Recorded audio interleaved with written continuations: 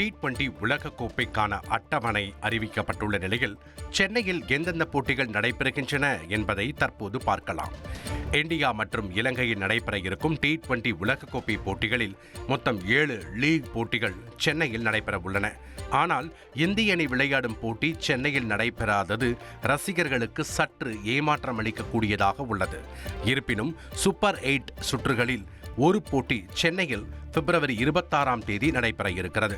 பிப்ரவரி 8ஆம் தேதி நியூசிலாந்து மற்றும் ஆப்கானிஸ்தான் மோதும் போட்டியும், பிப்ரவரி 10ஆம் தேதி நியூசிலாந்து மற்றும் ஐக்கிய அரபு அமீரகம் மோதும் போட்டியும், பிப்ரவரி 13ஆம் தேதி அமெரிக்கா மற்றும் நெதர்லாந்து மோதும் போட்டியும் நடைபெற உள்ளன.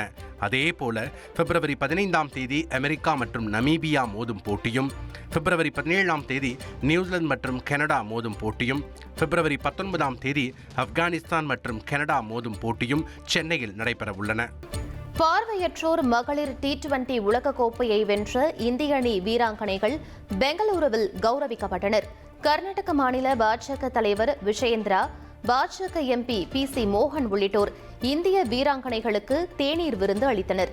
மகளிர் அணியின் வெற்றி இந்தியாவிற்கு பெருமை என்றும் அவர்கள் கூறினர். தென்னாப்பிரிக்க கிரிக்கெட் அணியின் தலைமை பயிற்சியாளர் சுக்ரி கான்ட்ராட் இந்திய அணியை இழிவுபடுத்தும் வகையில் பேசியதாக சர்ச்சை எழுந்துள்ளது. We wanted India to grovel என்று அவர் தெரிவித்திருந்தார். குரோவல் என்பது தழுவுதல், அலைய வைத்தல் என பல அர்த்தங்களை கொண்டது. இருப்பினும் கிரிக்கெட் வரலாற்றில் இது சர்ச்சைக்குரிய வார்த்தையாகவும் இனவெறியை குறிக்கும் விமர்சனமாகவும் பார்க்கப்படுகிறது.